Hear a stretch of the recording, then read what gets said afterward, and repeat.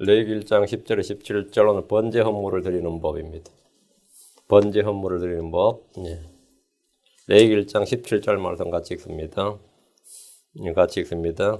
그는 그것에 날개들과 함께 그것을 찢되 둘로 나누지는 말지니라. 제사장 그것을 제단 위에서 곧 불 위에 나무 위에서 태울지니 그것은 태운 희생물이요 불로 예비하여 주께 향기로 냄새로 드리는 헌물이니라. 오늘은 번제 헌물을 드리는 법, 레위기 1장에 지금 번제 헌물에 관한 법입니다. 장로 기도합니다. 이대하시고 거룩한 주 하나님 감사합니다. 하나님께서 은혜와 복을 주시고 주의 영을 충만케 해주셔서 이 시간 하나님의 말씀이 은혜를 꼭 권님께 선포되게 해주시고 마치 음식에 간에 있는 것처럼 하나님의 말씀에 주의 성령이 넘치게 하시고 이 말씀이 소금 언약과 같이 아버지 하나님 은혜로 감마 주어주시고 주의 영감이 저희 속에서 차고 넘치게 해주시옵소서. 사랑 아버지 하나님 도와주십시오. 아버지 하나님 레위기를 읽을 때 저희가 기쁨과 즐거움을 읽을 수 있도록 어렵고 따분하고 지루한 책이 아니라 정말 주의 말씀이 송이꿀처럼 달다고 하신 대로 이 레위기의 말씀이 그렇게 읽어질 수 있도록 그렇게 또 저희가 받을 수 있도록 이 시간 은혜를 베풀어 주시고 말씀에 대한 지혜와 계시형을 주시기를 간구합니다. 그래서 저희가 복된 말씀 또 은혜로운 말씀으로 모두가 믿음과 잘 결합할 수 있도록 도와주십시오. 감사드리며 주의 성기도 합니다. 아멘. 레위기 1장은 헌물, 번제 헌물에 관한 법이라 했는데 번제 헌물은 자원 헌물입니다. 번제 헌물은 뭐냐? 자원 헌물이에요. 누구든지 번제 헌물 드리고자 한다면 희생물로 드릴 헌물을 취해야 됩니다. 헌물은 가축 중에서 고르는데 소나 양이나 염소떼 중에서 고릅니다. 근데 가난한 자는 소나 양이나 염소를 이제 할 수는 없죠. 이게 가격이 가난한 사람들에게 소는 상상 못할 일이고 양이나 염소도 만만치 않단 말이죠. 그때는 이제 비둘기를 드리는 겁니다. 비둘기를 산비둘기나 집비둘기를 드리는 것은 가능합니다. 헌물이 소라면 흠없는 수컷으로 드리라. 이게 3절에 나왔고요. 번제 헌물이 자원 헌물이기 때문에 자원 헌물라면 자기 의지대로 드리면 됩니다. 자원에서 자기 의지대로. 이것은 신약의 헌금 원칙과 정확히 일치합니다. 우리는 크리스천들로서 영적 희생물 드리는 거룩한 제사장이 되었습니다. 우리가 주께 드리는 영적 희생물, 우리가 드리는 영적 희생물은 번제 헌물입니다. 우리가 드리는 향기로운 헌물, 번제 헌물은 뭐냐? 우리가 뭘로 주님께 냄새를 올릴 수 있냐 이거죠. 구약에서는 소를 태우고 양을 태우고 이렇게 태워서 드렸죠. 우리가 뭐냐? 너희 몸을 타오르는 등불이 되게 하라 했죠. 이건 빛만 말하는 게 아닙니다. 활활 타오르는 등불은 빛만 내는 게 아니에요. 냄새를 낸다 이거죠. 우리는 향기로운 헌물, 번제 헌물이 뭐냐? 우리 몸입니다. 우리 몸이 거룩한 희생물입니다.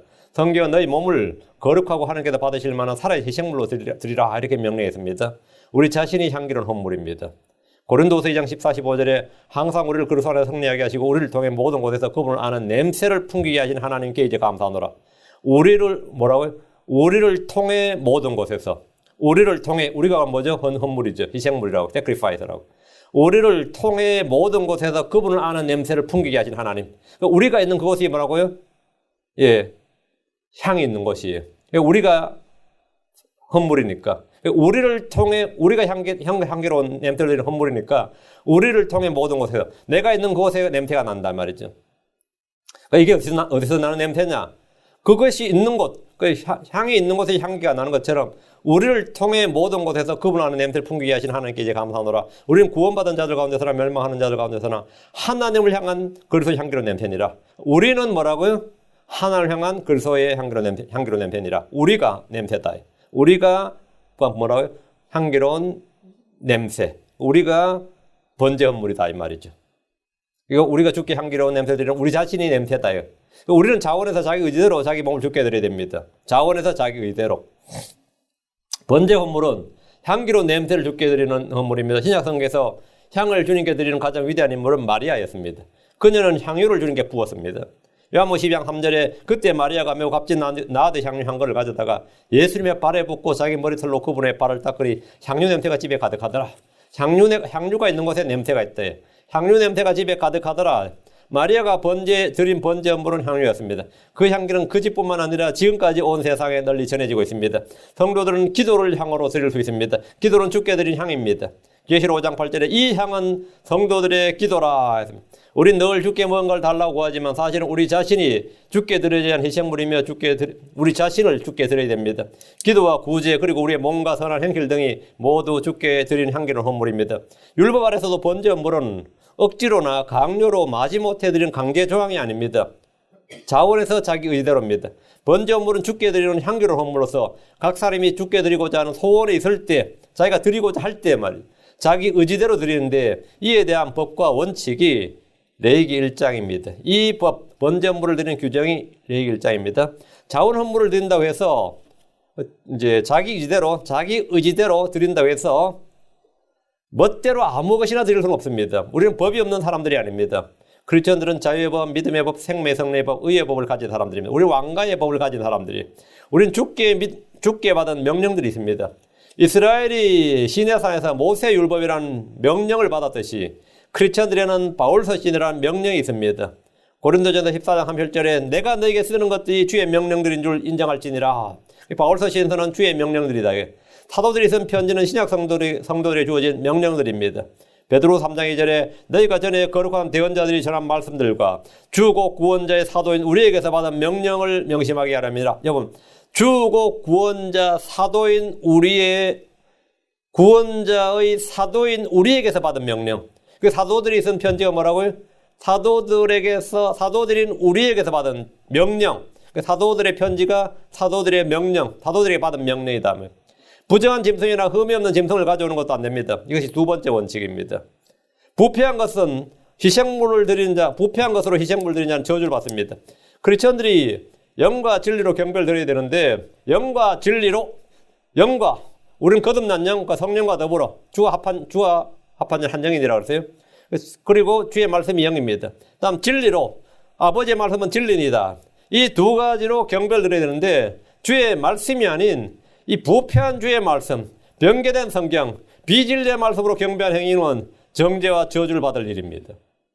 우리가 이 킹제임스 성경이 아닌 다른 성경을 가지고 지금 특히 가장 심한 게 이제 요즘 나오는 성경, 미국에서는 더 메시지라는 유진 피터슨이 쓴 그 성경이 아닙니다. 그건 차마 그 성경이라 할 수가 없어요. 그거는 이런 걸 들고 만약 예배 드린다는 것은 이것은 흠이 가득한 병든 소를, 병든 양을 뭐 다 부러지고 흠이 있고 완전 그런 것을 함께 이 주의 제단 앞으로 갖고 오는 거나 같은 겁니다. 이건 완전 가증한 일이죠. 가증한 일이죠. NIV 들고 예배 드린다. 이건 황당한 일인 겁니다. 황당한 일이에요. 그건 뭐 정죄와 저주를 받을 일이에요. 크리스천들이 이에 대해서 아무런 개념이 없는 것은 참으로 참 이 통탄할 일입니다. 참. 그들은 그랬죠. 내가 드리는 것을 네가 무시하냐? 응? 그럼 내가 드리는 예배를 네가 무시하냐? 내가 드리는 기도를 네가 무시하냐? 그럼 우리 구원 못 받았단 말이냐? 당연히 이런 식으로 나옵니다. 응? 이 킹제임스 성경만 전하면 꼭 나오는 말이, 튀어나오는 말이 뭐냐면, 그럼 우리 구원 못 받은 거예요. 그 성경 아니면 구원 못 받은 거예요. 또 이러고 있어요. 응? 그 성경, 그 영과 진리로 경배드릴 때 진리의 말씀으로, 온전한 것으로, 온전한 하나님의 말씀으로 번제 헌물은 수컷으로 드려야 돼요. 암컷은 안 됩니다. 번제 헌물은 헌물을 드린 자가 그것을 잡고 그 머리에 안수해야 됩니다. 율법은 희생 헌물을 드릴 때 무엇을 어떻게 드려야 하는지 자세히 규정해 줍니다. 이 말씀과 상관없이 멋대로 드린 희생물은 아무리 자원해서 자기 의지대로 드렸다 해도 그건 불법이고 주의 저주를 받습니다. 이렇게 잡은 희생물의 피는 제사장들이 제단과 그 둘레에 뿌립니다. 그리고 희생물의 가죽은 벗기고 고기는 잘게 잘라서 제단에 불을 놓고 나무를 놓고 그 나무 위에다 가지런히 올리는 겁니다. 제단의 불과 나무 위에 헌물의 고기를 올린 다음에는 이제 완전히 태워버리는 겁니다. 타면서 뭐가 되는 거죠? 향기가 나는 거죠. 그게 주께 드리는 탄다. 이게 뭐죠? burning sacrifice. 태운다는 것. 그게 번제고 냄새가 나죠. 그게 향기로운 냄새. 그래서 태우는 희생물, 번제 헌물 이렇게 말합니다. 희생물의 피를 제단에 뿌리고 고기를 제단 위에 올려서 태운 일은 누가 하냐면 아론의 아들들, 즉 제사장들이 할 일입니다. 1절부터 9절은 소를 번제물로 드리는 경우에 대한 규정이고 10절부터 13절은 소가 아니라 양이나 염소, 10절부터 13절은 양과 염소에서 취한 희생물에 관한 규정이고 14절, 17절은 비둘기, 날짐승에 태우는 희생물에 관한 법입니다. 지난 시간에 이제 소에 대해서는 했고요. 예, 소는 우리 주 예수님의 사역을 나타내는 사역자로서 예수님, 종으로서 예수님, 일하시는 우리를 위해서 하나님의 일을 끝마치신 예수님 여기에 됐고, 다음 오늘 레위기 1장 오늘은 헌물들은 희생물인데 양과 염소, 비둘기에 대해서 할 겁니다. 소와 양과 염소, 비둘기 그 희생물에 따라서 그 희생물을 어떻게 해야 되는지 주님이 말씀을 해주신 겁니다. 이런 것은 실제로 글로 읽는 것보다는 직접 소나 양을 한번 잡아서 해보면 평생 기억에 남는 거죠. 직접 소 한 마리 가져가서 여러분 어떻게 하세요? 소 한 마리 잡으면 잡아낼 수 있을 것 같아요. 아마 가죽 벗기다 하루 지날 거예요. 제사장의 도움을 좀 받아야겠죠. 직접 소나 양을 잡아서 한번 해보거나 아니면 남들이 한번 하는 걸 보기만 해도 뭐 그래서 보면 한번 그냥 쉽죠. 이건 뭐 어려운 건 압니다. 그러나 지금 크리스천들이 성전이나 제단을 본 적도 없고 예루살렘 성전이 있다고 해도 갈 일도 없어요. 왜? 히브리 10장 4절에 황소와 염소의 피가 죄들을 제거하는 것은 불가능하니라. 황소와 염소의 피는 뭐냐? 죄들을 제거하는 게 불가능하대. 황소, 염소의 피가 죄들을 제거하는 게 불가능한데 황소가 뭐 수컷이잖아요. 염소, 양 다 마찬가지. 죄들을 제거하는 게 불가능하니까 이건 할 일이 없는 거죠. 우리는 짐승의 피나 희생물로 죄를 제거할 수 없습니다. 우리는 평생 레위기의 제사법에 따라서 희생물 드리는 결단코 없습니다. 왜? 성전 자체가 우리는 없습니다. 우리 몸이 주의 성전이에요. 우리의 죄를 제거하는 희생물은 예수님의 몸, 예수님의 피로 드려지는 희생물이 전부입니다. 더 이상 죄로 인한 희생물, 헌물 없습니다. 우리의 마음과 양심, 생각의 모든 죄를 깨끗하게 해주는 피는 예수님의 피입니다. 히브리서 9장 26절에 그러나 이제 세상의 끝에 그분께서 단 한 번 나타나서 자신을 희생물로 들여 죄를 제거하셨느니라. 그래서 자신을 희생물로 들여 죄를 제거하셨느니라. 예수님께서는 자기 몸을 희생물로 드렸어요. 자기 피로 우리의 죄를 깨끗이 씻으셨습니다. 율법의 성취자고 율법의 끝마침이 되신 예수님의 희생물, 그분의 피에 대한 그림자 예표가 바로 구약의 희생헌물입니다. 우린 죄로 인해 짐승을 잡은 적도 없고 잡을 일도 없지만 왜 우리가 그럼 이 부분을 공부하느냐 이거예요. 우리가 이것을 행하기 위해서 공부하는 것이 아니라 이것을 통해서 우리의 향기로운 희생물이 되신 주 예수님을 알고 배움과 훈계를 얻기 위해서 공부하는 겁니다. 무엇이든지 전에 기록된 것은 우리의 배움을 위한 것입니다.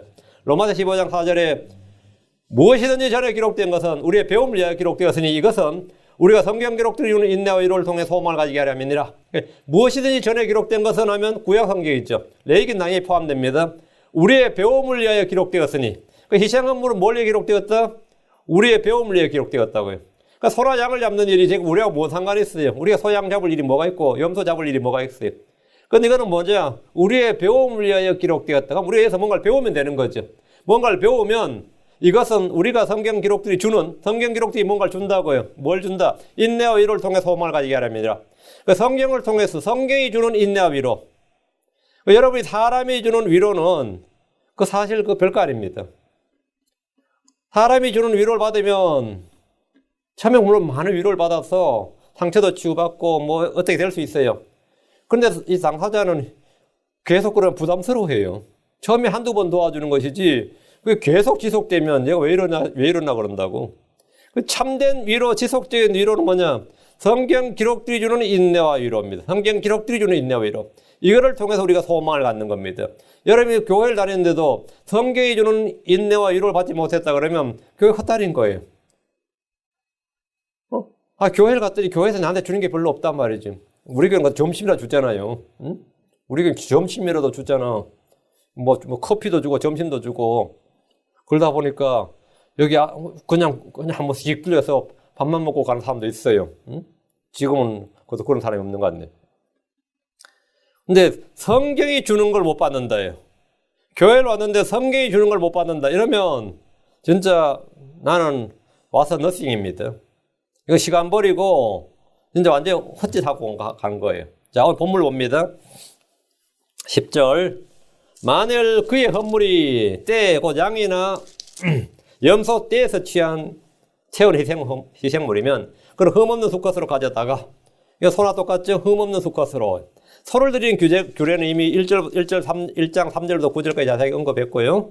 번제 헌물로 소를 드리는 경우는 소떼 중에서 흠없는 수소를 가져와서 그것을 잡습니다. 그리고 황소라고 그러죠. 수소를 이제 우리말로 황소라고 그래요.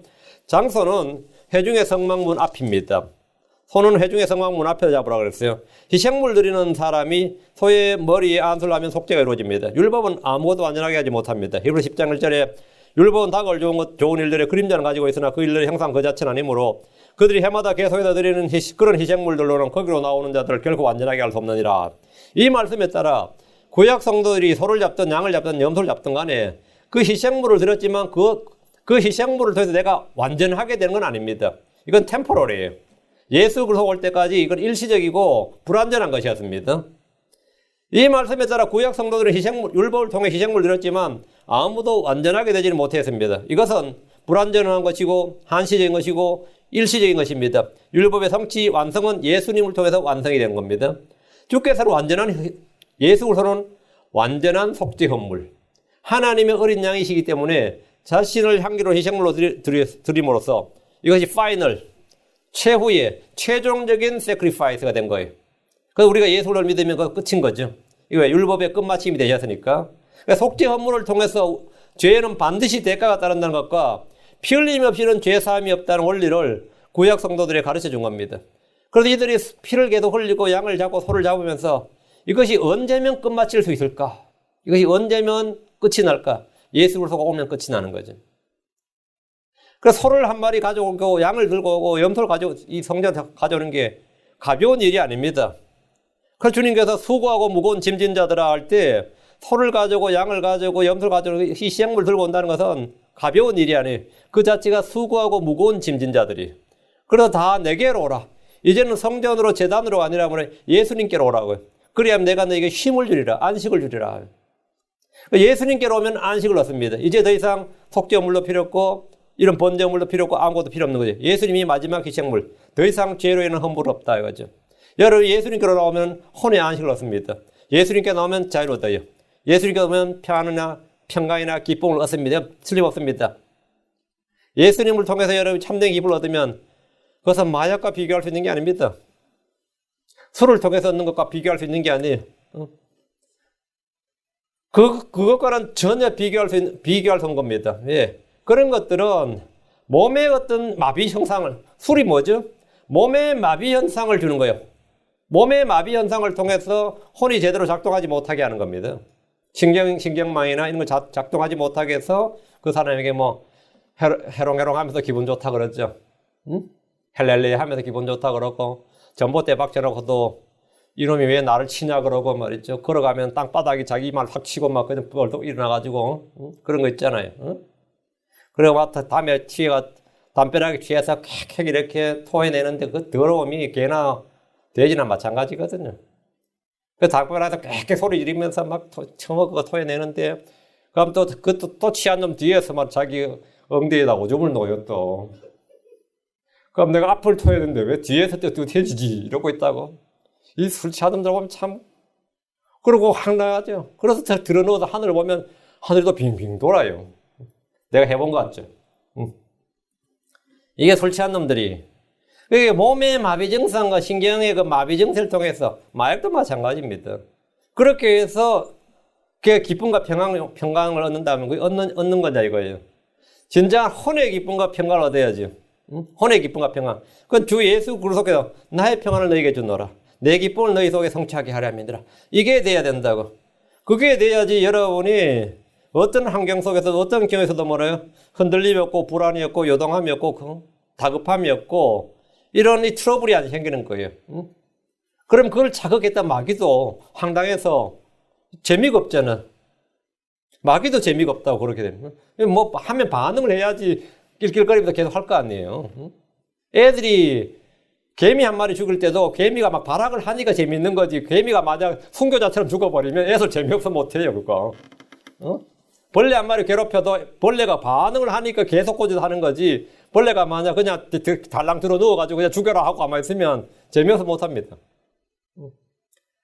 그럼 우리 크리스천들이 어떤 이 세상의 정욕이나 죄의 정욕이나 여러분이 주변에 뭐 갈구리들이 있어가지고 여러분 계속 갈굴 때 내가 예수 그리스도처럼 반응해버리면 그럼들 재미없어 못합니다. 재미없어 못해요. 오히려 왜 반응 안 하냐고 열받아 해요. 열받아 해요. 예. 그 완전한 속죄 헌물. 하나님의 어린 양이 자신을 향기로 희생물 드릴 때까지 주님께서 일시적으로 이 소와 양과 염소 이런 것들을 허락하신 겁니다. 허락하신 건데 속죄 헌물을 통해서는 속죄 헌물을 통해 우리가 배우는 게 뭐냐? 죄는 반드시 대가가 따르고 그것은 죽음과 피다. 이거. 죄의 대가는 뭐라고요? 죽음과 죄. 자, 죽음과 피. 예수님께서 레위기를 통해서 계속 보여주는 게 뭐죠? 반복해 보여주는 게 뭐죠? 피와 죽음이에요. blood and death입니다.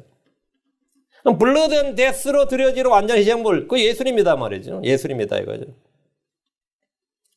그래서 주님께서 속죄 업무를 통해서 사람들에게 죄는 반드시 대가가 따른다는 것, 그건 사망, 죄의 삭은 사망이죠. 죄에 대해서는 대가가 따른다는 것과 피 흘림이 없이는 죄 사함이 없다는 진리를 계속해서 예수님 오실 때까지 알려주신 거예요.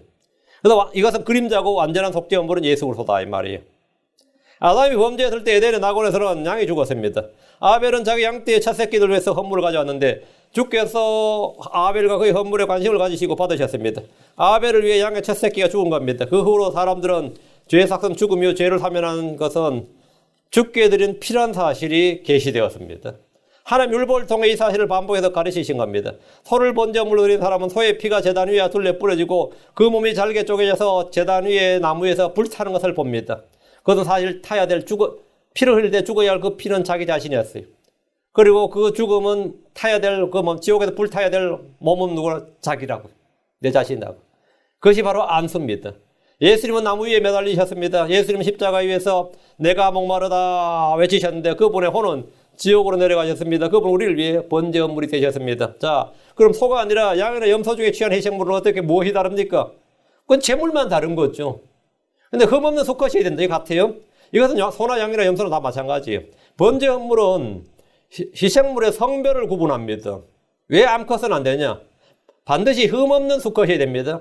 암수를 구분한 것은 또 오늘날 또 페미니스트들이 할 말 있죠. 왜 암소는 안 되냐?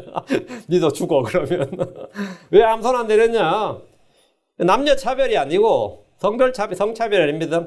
성경으로 하면 꼭 이런 꼴통들이 있어요. 왜 암컷은 안 되냐? 이렇게. 그럼 또 질문하면 또 난감하죠. 왜 안 되냐? 번제 헌물과 다른 헌물은 아니고 번제 헌물과 범법 헌물만 암수를 구분합니다. 다른 헌물은 암수를 구분하지 않아요. 번제 헌물로 흠없는 수컷이라 한 것은 우리 주 예수님이 흠없는 하나님의 어린 양이심을 예표합니다. 예수님이 태어난 것이 뭐죠? 여관이죠. 근데 말이 여관이지 여관은 방이 없었습니다. 방이 없진 않겠죠. 방에 다른 사람들이 꽉 차 있었지. 방은 언제나 있어요. 내가 묵을 방이 없는 거죠. 사람들도 마찬가지입니다. 예수님 사람들이 오면 사람들은 예수님을 받아들일 룸이 없어요. 여유가 없다고, 공간이 없다고. 왜? 내 안에 지금 다른 게 꽉 차 있다고. 예수님 다음에 오세요. 지금은 내가 바빴어. 다른 일이 많아. 신경 쓸 일이 많았어. 나도 지금 고민이 많은데 내가 지금 교회 가게 생겼으면 내가 성길 게 생겼어. 기도하게 생겼냐. 지금 내가 예수 믿을 때냐. 예수님 나에게 노크를 해도 방문을 열어도 내 방에는 지금 뭡니까? 청소하는 그라지처럼 꽉 차 있어. 예수님 들어올 수가 없는 거예요. 이 여관이 그랬습니다. 예수님이 여관에 왔는데 없었어요. 그래서 예수님이 태어나서 어디에 누이었습니까? 구유에 누이었죠. 구유에. 구유가 뭐죠? 예. 소의 뭡니까? 여물통이에요. 소가 밥을 먹는 것이라고. 예. 누가복음 2장 7절에 그녀가 자기의 맏아들을 낳아 포대기로 싸서 구유에 누웠으니 이런 여관에 그들 위한 방이 없었기 때문이라. 방에 있었지. 방에 꽉 차 있었던. 나는 사람 꽉 차 있었고 아무도 예수님을 아이고 애 태어났는데 산모가 이 방이라도 좀 들어오세요 하는 사람이 아무도 없었다. 이거 참 인심 한번 야박하죠. 그게 사실 사람이에요. 사람들 다 평소 여유로워 보이고 뭐 하죠. 자기가 손해가 끼칠 것 같다, 약간 어려움이 있을 것 같다면 절대로 받아들이지 않습니다. 예수님이 와도 받아들이지 않습니다. 술 먹을 때나 뭐 할 때는 그렇게 잘 받아주지만 막상 뭐가 있을 때는 안 받아줍니다. 그 예수님이 태어났는데 이 애 하나 들어갈 방이 없는 거예요. 요셉은 밖에 놔두더라도 산모 마리아하고 예수님만이라 좀 이렇게 받아들일 만한데 방이 없었다잖아요. 이건 표적이었습니다. 누가복음 2장 12절에 이것이 너에게 표적이 되리니 곧 너희가 포대기에 쌓여 구유에 누인 아기를 보이리라. 구유에 누인 아기를 보리라. 세상에 참 구유에 누인 아기가 있어요. 물론 오늘날 예수님보다 더 비참한 사람도 있습니다. 화장실 태어나서 변기에 버려진 아이도 있습니다. 어제는 태어나서 쓰레기통에 버려진 아이도 있어요. 그리고 개가 물어다가 사람들 다니는 길가에 나가지고 살아난 애도 있어요. 개가 그 쓰레기 뒤지다가 애가 있어가지고 애를 물어다가 사람들 다니는 길거리 나가지고 그 애가 살아난 케이스도 있어요. 예수님은 구유에 누였어요. 대부분 교회에서 예수님은 마구간에서 탄생했다고 말하는데 정확히 말하면 성경은 태어난 것을 말하지 않아요. 여관 어디에 태어났겠죠? 그분이 태어나서 누인 것이 구유라고. 누인 것이. 구유는 소가 먹이를 먹는 것입니다. 예수님은 태어날 때부터 이 땅에 자신을 위한 집이나 방이 없었습니다. 어린 아기 때는 헤롯의 군대로 인해 이집트로 도망을 가야 되고, 태어날 때는 방이 없었고, 여관에 방이 없었고, 태어나서는 이집트로 도망을 갔습니다. 유대 땅에 자기가 거할 시티가 없었어요. 도망갔어요. 그분이 거할 땅이, 그분이 거할 도시, 마을 촌락, 빌리지가 없었다고. 공생의 기간 동안에는 머리 둘 곳이 없었습니다. 마태복음 8장 20절에 예수님께서 그에게 이르시되 여우도 굴이 있고 공중의 새도 보금자리에 있을 사람의 아들은 머리 둘 곳이 없도다 하시니라. 십자가에서 죽으신 후에 묻힐 곳이 없어서 아리마대 요셉의 동굴에 눕혀졌습니다. 하늘과 땅이 그분의 것임에도 불구하고 그분은 이 땅에서 땅 한 평 집 한 채를 소유하지 못했습니다. 10절에서 핵심은 흠 없는 수컷입니다. 첫 언약은 흠이 있습니다. 율법은 연약하고 완전하고 흠이 있습니다. 히브리서 8장 7절에 만일 그 첫 언약이 흠이 없었다라면 둘째 것을 구할 여지가 없었으려니와 첫 언약은 흠이 있었다 이 말이죠. 그러나 예수 그리스도는 흠도 없고 점도 없는 어린 양이십니다. 베드로전서 1장 19절에 오직 흠도 없고 점도 없는 어린 양의 피 같은 그리스도의 보배로운 피로 된 것이니라. 흠도 없고 점도 없는 어린 양의 피. 그리스도. 흠도 없고 점도 없는 어린 양. 흠이 없는 수컷. 예수님이죠. 흠 없는 수컷은 흠 없는 남자이신 예수 그리스도를 보여주신 겁니다. 11절. 제단의 북쪽에서 주 앞에서 그것을 잡을 것이요. 아론의 아들들인 제사장은 그것의 피를 제단 위에 돌아가며 뿌릴 것이요. 자, 3절하고 비교해 보세요. 1장 3절에서 뭘 했어요? 어디서 잡는다? 회중의 성막문에서 이랬죠. 그런데 지금 11절에서는 어디서요? 제단의 북쪽에서 이랬죠. 자, 손은 회중의 성막 앞에서 잡는데 양이나 염소는 뭐라고요? 제단의 북쪽에서 잡으라고 하십니다. 이 두 장소는 서로 다른 것 같지만 주 앞에서란 말씀은 저희 같은 곳입니다. 회중의 성막 문 앞에 제단이 있고 짐승을 잡기 위한 장소가 제단의 북쪽입니다. 회중의 성막 문 앞이 제단 북쪽이에요. 3절과 11절을 비교해보면 희생물을 잡는 장소가 성막 문 앞 제단 북쪽이라는 사실을 알 수 있는데 왜 제단의 북쪽이라 이렇게 썼냐? 똑같지 않고 왜 제단의 북쪽이라 이렇게 썼냐 하면 요거는 진리를 한 곳에서 이렇게 쓰고 다른 곳에서 다르게 표현했다면 계시를 더 풍성하게 해주시기 위해서입니다. 제단의 북쪽, 이게 어디냐? 북쪽. 주의 처소가 있는 하나님의 왕자가 있는 곳이 북쪽입니다. 욥기 37장 22절에 좋은 날씨가 북쪽에서 오나니 하나님께는 두려운 위험이 있느니라. 좋은 날씨가 북쪽에서 온다요.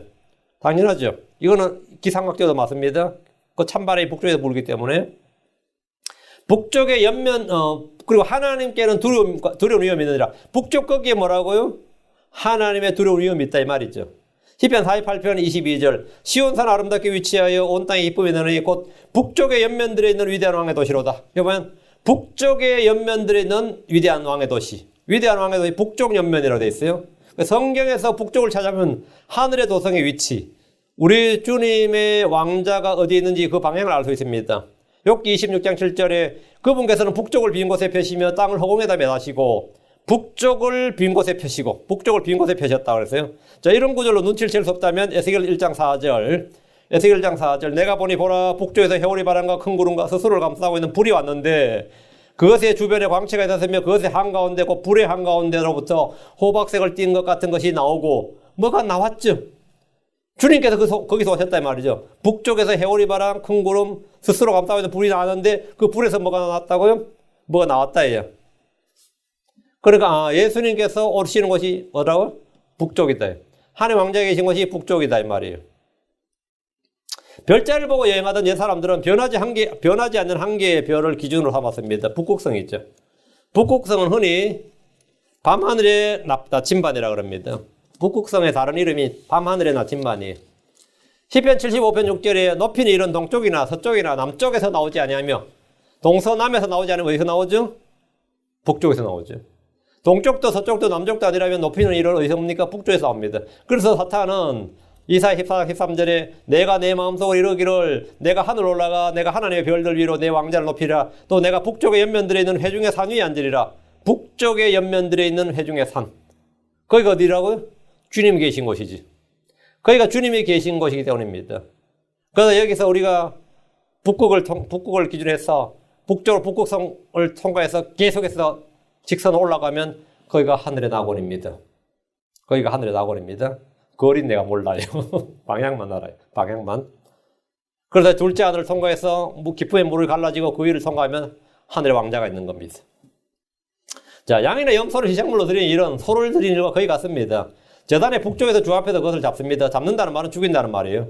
아론의 아들들인 제사장들이 희생물의 피를 제단 위에 돌아가며 뿌립니다. 이것도 같은 거죠. 양이나 염소는 소보다 피의 양은 적습니다. 고기 역시 소에 비하면 그 목이나 양이나 부피가 훨씬 더 작습니다. 제단 위에 돌아가며 피를 뿌리는 일은 소나 양이나 염소나 다 똑같아요. 그런데 왜 피를 뿌리느냐? 그건 히브리서 9장 22절에 율법에 따라 거의 모든 것이 피로써 깨끗하게 되나니 피 흘림이 없은즉 사면이 없느니라. 피 흘림이 없은즉 사면이 없기 때문이죠. 이 말씀에 따라 피를 흘렸습니다. 12절 그는 그것의 머리와 기름과 함께 그것을 여러 조각으로 자를 것이요 제사장 그 조각들을 제단 위에 불 위에 있는 나무의 가지를 놓으려니와. 소와 달리 가죽에 대한 지시사항은 따로 없습니다. 그럼 소와 달리 양과 염소는 가죽을 벗기지 않느냐? 벗깁니다. 똑같이 가죽을 벗겨요. 역대기 29장 34절에 보면 소가 600마리, 양이 3,000마리인데 3,000마리를 드렸는데 수가 너무 제사장의 수가 너무 적어가지고 그들이 그 모든 번제물에 가죽을 능히 벗기지 못했다는 기록이 있습니다. 생각을 보세요. 제사장 수가 레위지파에 엄청나게 나와야 소 600마리, 양 3,000마리 가죽을 어떻게 벗겨요? 지금 이 백정이라 그러면 요즘은 무시하는 말 되고 요즘 그 백정에 표준어가 있던데 무슨 사라는 말이 있던데 뭐죠? 정형사? 들어보셨어요? 요즘 백정이라 그러면 안 되고 소의 각을 뜨는 가죽을 벗기고 발골을 하는 그 직업이에요. 그것도 무슨 사자가 붙어요.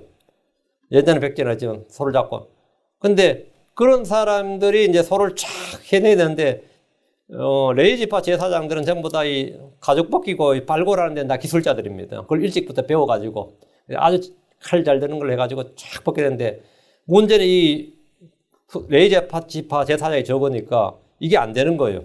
역대기 35장 11절에 보면 그들이 6월절 어린양을 잡으니 제사장들은 그들의 손에서 피를 받아 뿌리고 제사장 사역이죠.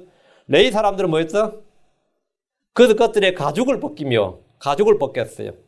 소나 양이나 염소의 덩치를 생각해보면 아무리 숙련된 제사장들이라 해도 가죽을 다 벗겨내고 고기를 여러 조각으로 자르는 일은 상당한 체력과 기술을 요구했을 것이고 극한의 직업이며 틀림없습니다. 요즘이야 전기톱이 있어가지고 전기톱으로 유행 절단하잖아요. 전기톱으로 절단을 하지만 그 당시에는 전기톱이 아니라 전부 다 칼로 해야 되는데 그거 생각만 해도 아득한 일이죠. 이건 완전히 6월절 다가오면 죽어난다고. 이거는 완전히 제사장들은 완전히 죽어난다고요. 극한의 직업이에요. 전기톱으로 막 잘라내도 쉽지 않는 일인데 칼로 이 모든 일을 다 했습니다. 가죽을 벗기는 일은 짐승의 가죽을 벗기는 일은 누가 제일 먼저 한 것 같아요? 예, 에덴의 낙원에서 주님이 맨 처음 하셨습니다. 주님께서 왜 가죽을 벗기셨어요? 아담과 이브가 이 무화과 나무 잎으로 이 옷을 이 에이프를 만들어 입고 있었으니 주님께서 양을 잡아서 그 가죽을 벗겨서 그들의 밍크가 뭐 가죽 옷을 하더니 입히셨어요. 그러니까 주님이 주신 옷을 입어라 이거 주님이 만든. 그러니까 가죽을 벗기시는 주님이 맨 처음 하신 일인데 범죄한 사람들의 주님은 가죽 옷을 주셨습니다. 이 지상에서 사람은 모든 동물들 위해서 몸에 자기 옷을 가지고 있지 않는 유일한 동물입니다. 돼지도 자기 옷을 가지고 가죽이 있어요. 그죠? 소도 마찬가지예요. 다 자기 옷을 가지고 있는데 사람은 이 피부가 스킨이죠. 가죽 옷을 입고 있지 않다고요. 가죽 옷을 입고 있지 않단 말이죠. 사람은 몸에 가죽 옷을 입고 있지 않다. 타고난 옷을 가지고 있지 않기 때문에 우리가 옷을 입으려면 반드시 뭔가 희생이 필요해요. 뭔가 희생이 필요하다고. 사람들은 그 옷 자체가 희생물의 가죽입니다. 희생물의 죽음이 있어야 가죽이 있는 거죠. 예. 털도 마찬가지죠. 누군가 이걸 취해야 되지 우리 자신의 건 없어요. 양털로 옷을 만들어 입으려도 양에서 털을 벗겨야 된다. 남의 것을 우리는 뭐죠? 빼앗아야 된다고. 빼앗아야 돼요. 한국 사람들은 예전부터 이 가죽을 다룬 솜씨가 없었습니다. 이 삼국시대부터 이 조선시대까지 나머지 거는 어떻게 풀을 뜯어먹고 이런 데 생존 능력이 있었는데 가죽을 다루는 재능이 없었어요. 그러다 보니까 이 병사들도 이 갑옷을 입어야 되는데 가죽으로 된 옷을 못 입는 거예요. 가죽을 다루는 재능이 없으니까. 가죽 다루는 직업 자체가 거의 한국에서는 없었어요. 가죽 다루는 재능이. 그러니까 상당히 고생스럽죠. 가죽을 잘 다루어야 그 옷을 만들어 입고 뭐 이게 겨울을 이기고 하는데 가죽 없으니까 그냥 잡아다가 그냥 덮어 쓰는 거 그런 식이었지. 가죽을 다루는 재능이 거의 없었습니다. 예. 우리 주님께서는 가죽을 잘 다루시는 거죠. 당연히 유대인들의 제사장들은 다 가죽을 잘 다뤘습니다. 가죽을. 근데 이 가죽으로 옷을 입는 것인데 우리는 뭘 옷을 입어야 무엇으로 옷을 입느냐. 사람들은 이제 희생물의 가죽을 벗겨서 옷을 만들어 입었고 그건 뭐냐면 예수님께서 사람들 예수님 십자가에 못 박으면서 뭐 했죠? 그분 옷을 벗겼어요. 예수님을 벌거벗겨서 예수님은 네이키드 상태로 못 박힌 겁니다. 예수님은 십자가에 못 박혀서 네이키드 상태로 못 박혔고 그분 옷을 다 벗겨가지고 그분 옷을 제비 뽑았죠. 왜 주님께서 네이키드가 된 거죠? 짐승의 가죽을 벗겼단 말이에요. 희생물은 가죽을 벗긴다. 그 가죽은 제사장될 것이 됩니다. 예수님 옷을 벗겼다. 그럼 우리는 뭐라고 되냐? 예수님 옷을 우리가 입어야 되죠. 그것이 빛의 갑옷이에요. 우리는 예수 그리스도로 옷 입어야 되는 겁니다. 예수님 번제물 희생물로 드려졌기 때문에 네이키드 상태로 십자가에 못 박히게 된 거예요. 그리고 예수님의 옷은 사람들이 취했단 말이죠. 사람들이 취했어요. 우리는 예수로서 옷, 하나님의 변신갑주, 빛의 갑옷, 너희는 새 사람, 그리스도로 옷 입어라 이런 거죠. 자, 제사장들은 그 조각들을 제단 위에 불 위에 있는 나무에 이제 가지고 놓았습니다. 아브라함이 이삭을 번제물로 드릴 때 불과 나무를 가져왔죠. 그는 모리아 산에 제단을 쌓고 나무를 놨습니다. 그리고 불을 붙이면 되는 거죠. 번제물은 독생자 이삭이었습니다. 하나님 예수 그리스도를 십자가 위에 놓으셨습니다. 번제물은 향기로운 냄새의 물입니다. 희생물이 불에 탈 때 고기 냄새를 풍깁니다. 예수 그리스도는 향기로운 냄새의 희생물이셨습니다. 에베소 5장 2절에 그리스도께서 우리를 사랑하사 우리를 위해 자신을 향기로운 냄새의 헌물과 희생물로 하나님께 드리신 같이 사랑 안에서 걸으라. 그리스도께서 우리를 사랑하사 우리를 위해 자신을 향기로운 냄새의 헌물과 희생물로 하나님께 드리셨다. 자신이 번제물이었다. 예수님 십자가에서 예수님 자신이 번제 헌물이었어요. 향기로운 냄새의 헌물과 희생물이었다. 누구를 위해서 주었다고요? 우리를 사랑하사 우리를 위해. 우리를 사랑하사. 그리고 이 세상에 나를 사랑하는 사람이 단 한 명도 없고 온 세상 사람이 나를 미워한다 해도 걱정할 거 없습니다. 나를 사랑하사 나를 위해 자신을 주신 하나님의 아들이 계십니다. 내 편이 계신다고요. 나를 위해 자신을 주신 한 하나님이 계신다요. 그분 하나님께서 드리는 향기로운 냄새였고 온 세상에 자신의 냄새를 풍기셨습니다. 여러분이 이 사랑을 알고 하나님이 이 사랑을 믿는다면 여러분이 이 세상에 살 때 그 애정결핍증으로 사랑 구걸하고 다니지 않을 겁니다. 이 애정결핍증 걸리면 그 골치 아픕니다. 그것도. 여기저기 그렇게 관심 받으려고 인정받으려고 그렇게 애를 쓰게 돼요. 그럼 사람 관계가 굉장히 피곤해져요. 자기가 가장 피곤한 자기 자신이죠. 그 하나님께 사랑을 넉넉하게 부음받은 사람은 언제나 사랑을 줄 수 있고 그 사랑에 목말라 하지 않습니다. 갈증을 안 느낀다고. 여러분 어떤 것 같아요? 여러분 자신을 한번 스스로 생각해 봐요. 내가 애정결핍, 애착결핍 뭐 이런 거 많던데 애착결핍 뭐 한마디로 사랑의 결핍이다 이 말이죠. 그건 이제 뭐 어떤 분 나이도 뭐 많이 드신 분인데요. 저는 막 난리 쳐서 무슨 일입니까 했더니 남편이 자기를 사랑 안 한대. 그랬더니 제가 뭐 할 말이 없잖아요. 남의 부부 사이에 아무리 목사라도. 옆에 있던 분이 하는 말이 그 나이에 무슨 사랑을 이러더라고. 그 나이에 무슨 사랑 지금 그 나이에 무슨 사랑을 이야기하냐는 거야. 야, 그거 참 들어보니까 참 난감하더구만. 그 사람과 사람의 문제에서는 그런 거예요.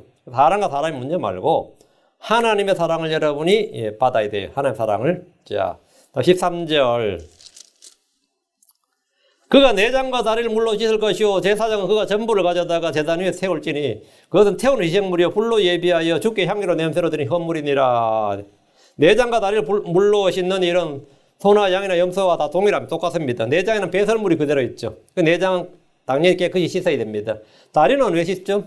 성전까지 이제 제단까지 가져오려면 당연히 소나 양이나 염소는 뭐 양이나 염소를 메고 올 수도 있지만 어쨌든 소는 메고 오기 없잖아요. 그러면 땅에 닿죠. 여기저기 닿으면 소는 당연히 먼지와 뭐 흙탕물이나 더러운 걸 밟거나 하면 발은 당연히 더럽죠. 그래서 발은 당연히 다리를 물로 씻을 것이요. 제사장 그것에 그 전부를 가져다가 제단 위에서 태울지니 그것은 태우는 희생물이요 불로 예비하여 주께 향기로 냄새로 드리는 헌물이니라.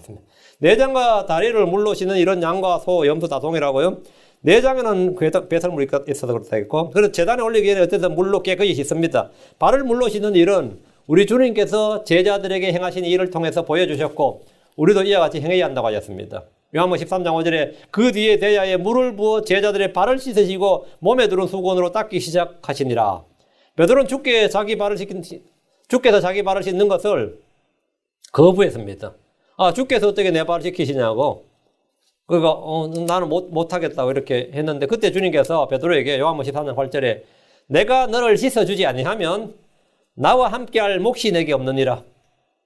예수님 우리의 대제사장이란 말이에요. 그러니까 주님께서 우리를 씻어주지 아니하면, 네 발을 씻어주지 않으면 나와 함께할 몫이 내게 없느니라. 이러니까 베드로가 정신이 버쩍 뜨는 거죠. 이게 뭔 소리야. 그러니까 베드로가 깜짝 놀라서 그럼 내 발만 씻겨줄 게 아니라 손과 머리도 씻어달라고 했습니다. 야, 아주 대단해요.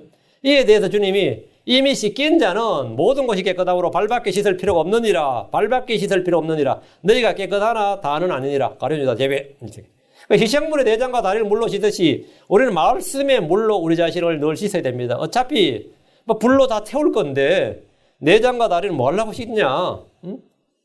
어차피 다 태워서 드릴 건데 뭘 씻어야 될 필요가 뭐 있느냐? 이런 사람은 주님과 아무런 상관이 없습니다. 상관이 없게 됩니다.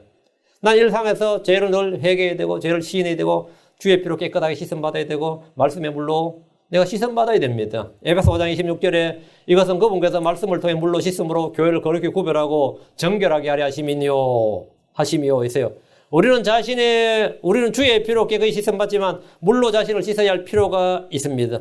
죄를 시인하고 말씀의 물로 자신을 씻는 일은 우리가 해야 될 일입니다. 우리를 깨끗하게 하시는 분은 주님이십니다. 히브리 10장 22절에 우리 마음이 뿌림을 받아 악한 양심으로부터 벗어났고 우리 몸은 순수한 물로 씻겼으니 우리가 믿음의 충만한 확신 속에서 진실한 마음으로 가까이 다가가자. 이렇게. 순수한 물로, 이 물이 순수한 말씀의 물입니다. 순수한 말씀의 물로, 오염된 물 말고 순수한 말씀의 물로. 우리는 이 세상에 살면서 자주 더럽혀집니다. 양심과 생각과 상상으로 인해 우리는 부정하게 되고 더럽게 됩니다. 이런 때마다 희생물의 내장과 다리를 씻듯이 우리 자신을 깨끗이 씻도록 해야 됩니다. 감추어두고 시인하지 않는 죄나 쓴뿌리나 불평이나 형제간의 불화나 탐욕이나 간음이나 시기나 많죠. 모두 다 자신을 더럽힌 일입니다. 내 마음, 내 속에서 나오는 것이 내 자신을 더럽힌다. 밖에서 들어오는 것이 아니라 우리 속에서 있는 것이 속에서 나와서 우리 자신을 더럽힌다고. 그걸 깨끗이 씻어야 됩니다. 감추어두고 시인하지 않는 죄, 이런 거 여러분 하나님 앞에 깨끗이 씻어야 돼요. 씻는 일은 간단합니다. 뭐 한 거죠? 주님 앞에서 confess 하는 겁니다. 주님 앞에서 confess 하는 거예요. 부정한 혀는 온몸을 더럽히고 본성의 행로에 불을 붙입니다. 그러니까 부정한 혀. 우리가 해결해야 되죠. 제사장은 희생물의 고기를 가져다가 제단 위에 세웁니다. 고기 전부입니다. 거기에 전부를 가져다가 이랬어요. 이 말에서 전부를 가져다가 이 말은 완전한 희생, 온전한 드림을 말합니다. 예수 그리스도는 자신의 모든 걸 주였습니다. 우리의 살과 피를 전부를 남김없이 주였습니다. 주님은 가죽이 벗겨지듯 옷이 벗겨지셨습니다. 그분은 머리에 가시관, 등에 채찍에 온몸이 조각조각 찢어지고 피를 흘리셨습니다. 겟세마네에서는 온몸에서 나는 땀방울이 핏방울처럼 떨어짐으로 그분의 몸이 깨끗하게 되었습니다. 그것은 태운 희생물이요. 이건 번제물이라는 뜻이죠. 불로 예배하여 주께 향기로운 냄새로 드는 헌물이니라. 예수님은 향기로운 냄새의 헌물과 희생물입니다. 자, 아까 읽었던 구절, 에베소 5장 2절이죠. 그리스도께서 우리를 사랑하사 우리를 위해 자신을 향기로운 냄새의 희생물과 향기로운 냄새의 헌물과 희생물로 하나님께 드리신 같이 했어요. 우리가 주 예수님께 자신을 드릴 때 우리 역시 우리 자신이 뭐가 된다고요? 향기로운 냄새로 드리는 희생물입니다. 우리가 향기로운 냄새예요. 고린도서 2장 15절 우리는 구원받은 자들 가운데서나 멸망하는 자들 가운데서나 하나님을 향한 그리스도의 향기로운 냄새니라. 우리가 바로 그리스도의 향기로운 냄새다. 우리는 하나님을 향한 그리스도의 향기로운 냄새니라. 우리 몸은 그러면 뭐가 되는 거죠? 예, 헌물이 되는 거예요. 내가 주님께 드리는 리빙 세크리파이스가 되는 겁니다. 우리의 냄새가 아니라 누구의 냄새? 그리스도의 향기로운 냄새. 크리스천은 그리스도의 향기로운 냄새를 하나님께 드리는 겁니다. 내 자신의 냄새는 그건 송장 냄새라서 안 되고 그리스도의 향기로운 냄새를 주님께 드리는 거예요. 그리스도의 향기로운 냄새를 하나님께 드리는 겁니다. 자, 14절 만일 주께 드리는 그의 헌물이 날짐승에 태운 희생물이면 그는 산비둘기나 집비둘기 새끼 중에서 자기 헌물을 가져올 것이요. 자, 이제 여기서부터 뭐죠? 예. 10절부터 13절은 양과 염소였고 14절부터 17절은 날짐승. 그러니까 날짐승 하면 이제 비둘기, 집비둘기, 산비둘기를 드릴 때 규례입니다. 소나 양이나 염소가 아니라 날짐승을 태우는 희생물로 드릴 때 산비둘기나 집비둘기 새끼 중에서 자기 헌물 가져오라 했는데 이건 이제 가장 가난한 사람들이 드린 헌물이에요. 날짐승들 중에서 아무 짐승을 가져오면 안 됩니다. 집에서 흔히 흔한 것이 닭이라고 닭을 가져오면 안 돼요. 잡아둔 곰이나 어린 어떤 새들 가져와도 안 됩니다. 주께서 드려야 할 희생물 지정해 주셨기 때문에 사람이 임의로 자기 마음대로 그 종류를 바꿀 수는 없습니다. 형편되는 대로 사정이 되는 대로 아무 것이나 가져오는 것은 불법입니다. 어떤 사람들은 진실한 마음만 있으면 되지 형식이 뭐가 중요하냐, 하나님이 소나 양이나 염소를 받겠냐, 아무거나 드리면 되지, 이건 완전 무식한 소리고, 하나님이 사람의 중심을 보시지 그 사람이 드리는 헌물에 관심을 두시겠냐, 이거 굉장히 그럴싸한 말 같지만 다 거짓말이고 불법입니다. 모두 핑계고 거짓말이에요. 우리는 진리를 벗어나서는 어떤 일도 할 수 없고 해서도 안 됩니다. 우리는 법대로 규칙대로 생각하고 행해야 됩니다. 법대로 하지 않으면 상을 얻지 못합니다. 회개를 해도 하나님께 속한 방법대로 근심해야 돼요. 특히 율법 안에서는 율법에 명시된 대로 행해야 됩니다. 은혜 아래 있는 이 시대에는 우리는 지켜야 할 것들을 지켜야 됩니다. 어떤 사람은 침례를 받아야 되는데도 세례나 침례나 뭔 상관이 있습니까 하면서 세례 받은 걸로 충분하다고 생각합니다. 미친 소리지. 성경에 침례라고 되어 있는데 지금 세례 받아서 마음만 있으면 하나님이 그걸 보시겠습니까? 보지 왜 안 봐요? 그래가지고 세례를 받고 제가 어떤 목사님한테 킹겜성을 가르치셨는데 그분은 단위 장로교 목사님이셨어요. 그 세례를 받았다는 거예요. 그런데 침례를 받으셔야죠. 누가 세례를 받아. 그건 난 다 그런 뜻으로 받았대. 그 바닥바닥 우기가 안 받는 거예요, 침례를. 나 진짜 황당해가지고. 그 내가 미국 오고 나서 받았다더라고요. 내 앞에도 그래 바닥바닥 우겼던 거야. 응? 하나님도 침례라고 하면 침례를 받는 거, 세례 받으면 잘못 받은 거지. 안 받은 거지, 그거는. 하나님이 침례 받았는데, 침례 받았어요. 그러면 세례 받았습니다. 침례는 안 받은 거네요. 응? 비싼 거 받은 거예요. 비싼 거 받으면 됐어? 응? 비싼 거 받으면 된 거야. 웃기는 일이에요. 웃기는 일이에요. 이런 사람은 성경대로가 아니라 자기 멋대로, 자기 주장대로, 자기가 정한 규칙대로, 자기가 옳은 대로 주께서 받으실 거라고 그냥 생각한 거죠. 이렇게 줄을 섬긴 자들이 불법자들이에요. 이게 불법을 행하는 자들입니다.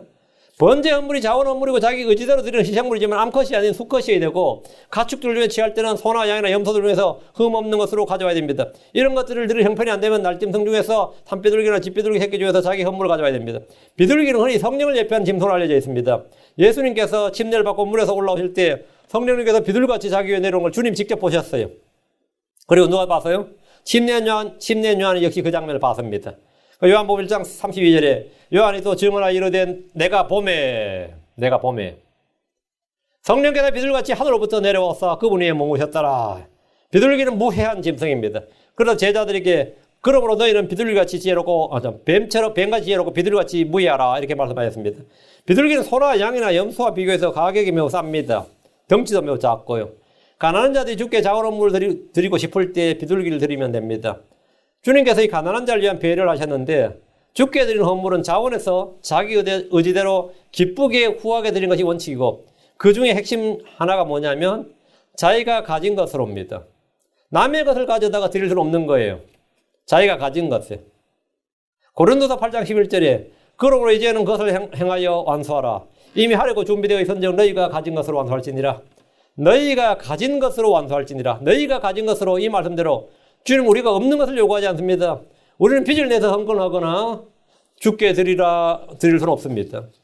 한국교회에서 연초에 말이지. 아니 뭐 할 때 작정 헌금이나 교회 건축 헌금을 무리하게 요구하는 일은 죄고 불법입니다.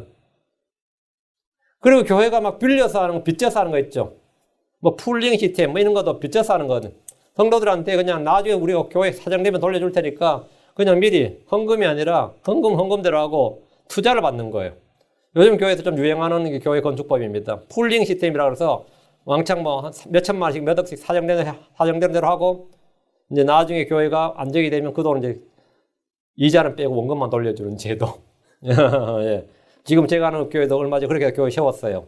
그렇게 교회도 세웠는데 어떤 사람은 굿 아이디어라 그러고 어떤 사람은 뭐가 그러는데 그건 제가 모르겠고 아이디어는 참 굿 아이디어 같아요. 어쨌든 헌금으로 가르치는 않은 거잖아요. 근데 교회는 사랑의 비대에 아무에게도 아무 피도 지지 말라 이 성경적 원칙에서는 잘못된 겁니다. 성경적 원칙에서는 자, 또 없는 것을 믿음으로 헌신하라 결단하라는 것은 양들의 가죽을 벗기는 착취행입니다. 그 양들의 가죽을 벗기는 착취행이에요. 고린도서 8장 12절에 먼저 자원하는 마음만 있으면 사람이 가진 것에 따라 주께서 그것을 받으실 것이요 그가 갖지 아니한 것은 온다 받지 아니하시리라. 갖지 아니한 건 받지 않는다 했으니까 갖지 않는 거 때문에 고민할 필요는 없습니다. 주님께서 사람이 가진 것에 따라 주께서 그것을 받으실 것이요 이렇게 말씀하셨어요. 주님 우리가 갖지 아니한 것은 받지 아니하신다고 하셨습니다. 예수님의 어머니 마리아는 주의 율법에 따라 비둘기를 희생물로 드리기 위해서 성전으로 갔습니다. 그래서 2마리 가져갔다 그랬어요. 누가복음 2장 24절에 또 주의 율법에 이르신 대로 산비둘기 한 쌍이나 집비둘기 새끼 2마리로 희생물을 드리려 합니다라. 이것도 이제 정결례와 더불어 하나는 번제물을 드렸던 것 같아요. 마리아의 가정 형편을 잘 보여주는 말씀이죠. 마리아의 가정 형편상 뭐 소나 양이나 예수 태어나는 기념으로 소는 소 한 마리 드려야지 하는 마음이면 되는데 그 정도 형편은 안 된 거죠. 가난한 서민들이 번제물로 드린 희생물이 비둘기였습니다. 15절 제사장은 그것을 제단으로 가져다가 그것의 머리를 비틀어 제단 위에서 그것을 태우고 그것의 피는 제단 곁에서 짤지니라. 이건 완전히 다르죠. 짐승하고는 완전히 다르죠. 소, 양, 염소하고 완전히 달라요. 비둘기는 소나 양이나 염소를 희생물로 드린 것과는 뭔가 차이가 좀 많이 보입니다. 일단 잡는 장소가 해중모 성막 앞이나 뭐 제단의 북쪽이 아니죠. 잡는 장소가 일단 다르고 소는 해중의 성막 문 앞, 양과 염소는 제단의 북쪽이라고 이렇게 기록이 되어 있는데 여기는 기록이 어디죠? 제단으로 그냥 바로 가져가는 거죠. 제단으로 곧바로 가져가서 소나 양이나 염소는 희생물을 바치는 사람이 잡아요. 그걸 가져온 사람이 잡는데 비둘기 누가 잡죠? 가져온 사람이 잡는 게 아니라 제사장이 그것을 제단으로 가져가서 잡습니다. 소나 양과 염소는 칼로 잡아서 피를 흘립니다. 비둘기는 제사장이 칼이 아니라 머리를 비틀어 죽여요. 비틀어 죽여서 소리 찢어 죽이는데 여러분 혹시 닭 잡아보신 분? 자기 손으로 닭을 잡아보신 분 있어요? 전 딱 한 번 잡아봤습니다. 할머니가 저한테 닭 한 마리 잡아라 그러기에 그 처음 미션 그 어릴 때였어요. 그게 중학교 때였으니까 그 쉽겠지 싶는데 잡는 거 여러 번 봤거든요. 남들이 잡는 걸 봤기 때문에 한 마리 잡으래요. 그리고 뜨거운 물에 털 다 뽑으라 그래가지고 이제 그때 일이 있어서 제가 혼자 좀 그래서 형을 불렀어요. 형을.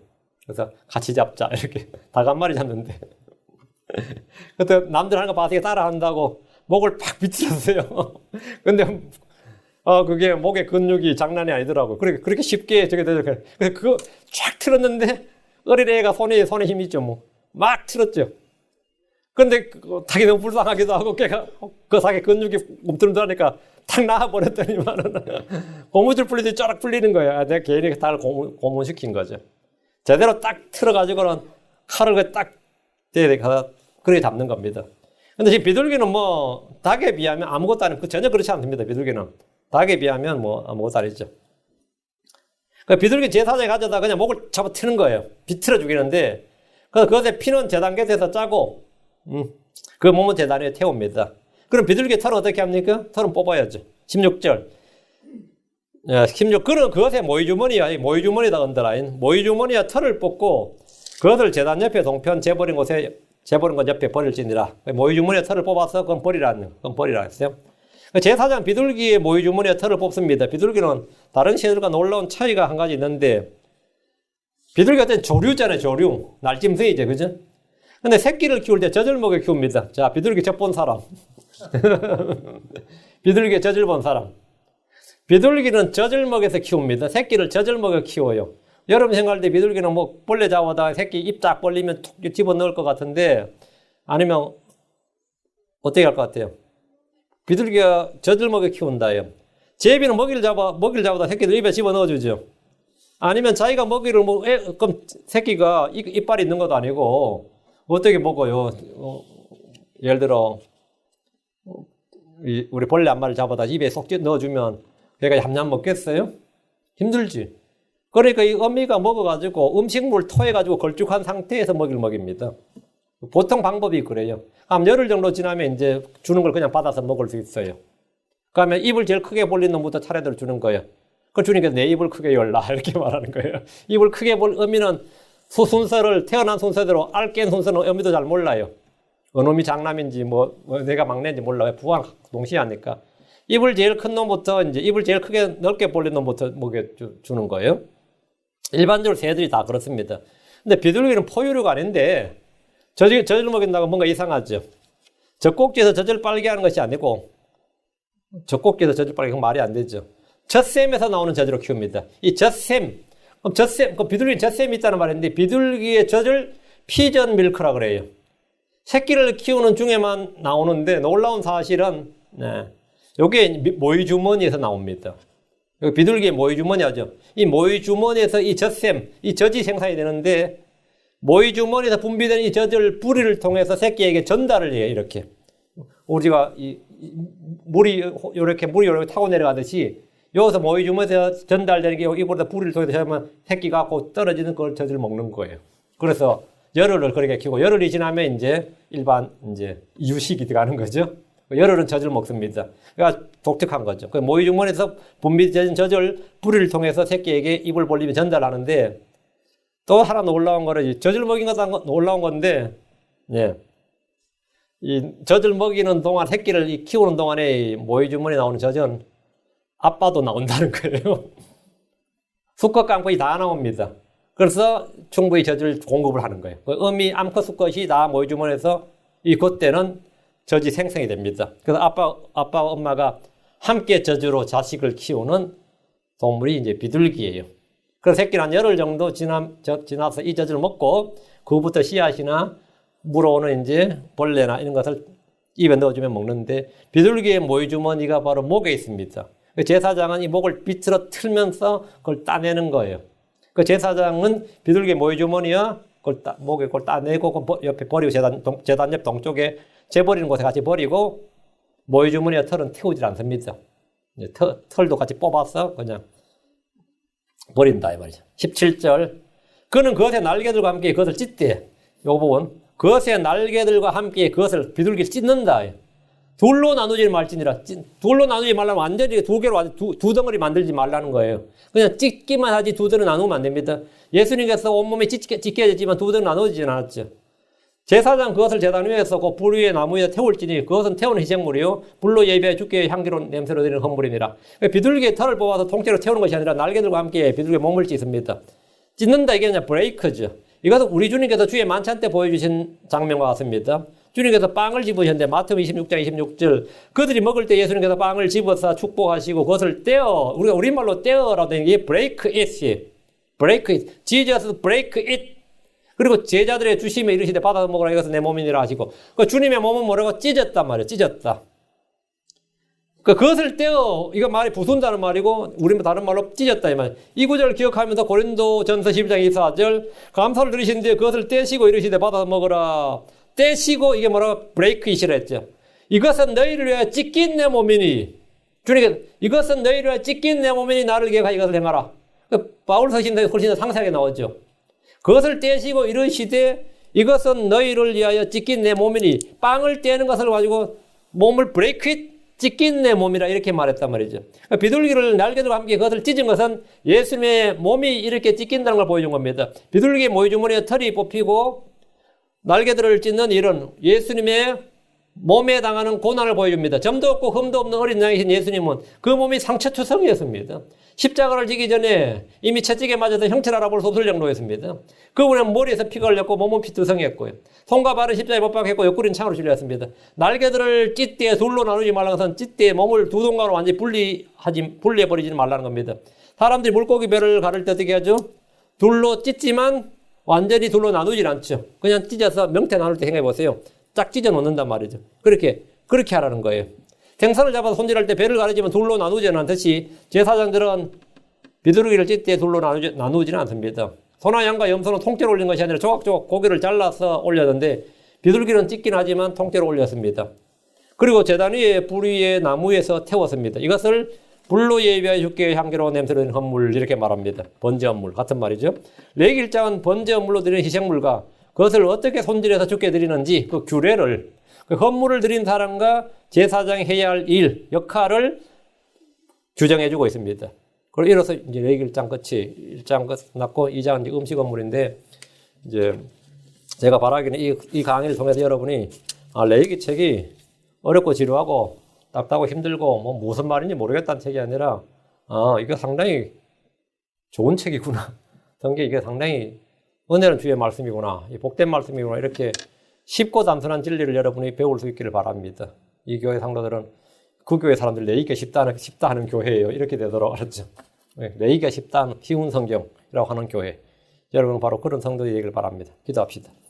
위대하시고 거룩한 주 하나님 감사합니다. 하나님께 은혜 복을 주시고 주의 영을 충만케 해주셔서 오늘 선포한 말씀이 듣는 모든 혼들에게 은혜로이 또 아버지는 권리 있게 영감 있게 잘 전달되게 하시고 모든 성도들이 이 말씀을 빼앗기지 않도록 마음에 잘 쌓아두고 간직하게 하시기를 간구하고 마음에서 흘려나가지 않도록 은혜 베풀어 주시옵소서. 주님, 저희들은 아무것도 아닙니다. 그러나 주님은 저희의 모든 처음과 마지막이고 시작과 끝인 모든 것 안에 모든 것이 되신 분입니다. 사랑하는 아버지 하나님, 오직 주를 바랍니다. 저희가 아무것도 할 수 없을 때 주의 도움을 바라고 주의 긍휼을 바라고 주의 은혜를 바라고 주께서 저희 속에서 일해 주시기를 간구합니다. 아버지는 도와주십시오. 정말 은혜가 필요한 혼들이 도처에 널려 있습니다. 아버지 하나님께서 복을 허락해 주십시오. 감사드리며 주의 승기도 합니다. 아멘. 아멘.